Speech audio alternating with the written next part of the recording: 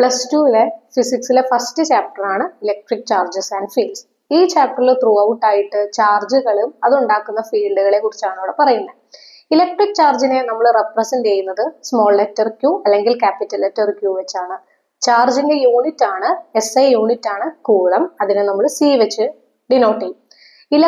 ഇലക്ട്രോണിന്റെ charge 1.6 into 10⁻⁻19 coulomb ആണ്. പ്രോട്ടോണിന്റെ charge +1.6 into 10⁻⁻19 coulomb ആണ്.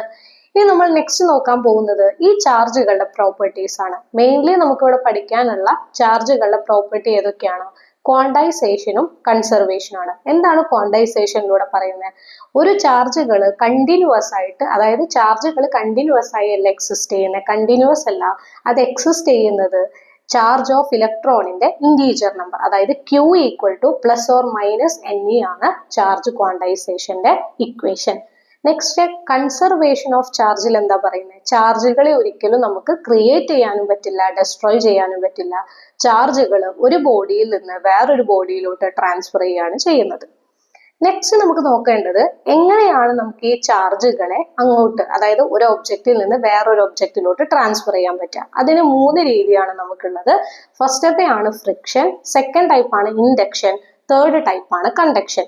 ഫ്രിക്ഷൻ എന്ന് പറഞ്ഞു കഴിഞ്ഞാൽ നമ്മൾ ആക്ച്വലി റബ്ബ് ചെയ്യാണ് ചെയ്യുന്നത്. ഒരു ചാർജ്ഡ് ബോഡിനെ ഒരു അൺചാർജ്ഡ് ബോഡി റബ്ബ് ചെയ്യുമ്പോൾ ഉണ്ടാവുന്ന ചാർജ് ട്രാൻസ്ഫർ ആണ് ഫ്രിക്ഷൻ. ഇൻഡക്ഷൻ എന്ന് പറഞ്ഞു കഴിഞ്ഞാൽ രണ്ട് ബോഡികൾ കോണ്ടാക്ട് ഇല്ലാതെ ചാർജുകൾ ട്രാൻസ്ഫർ ചെയ്യുന്നതിനാണ് നമ്മൾ ഇൻഡക്ഷൻ എന്ന് പറയുന്നത്.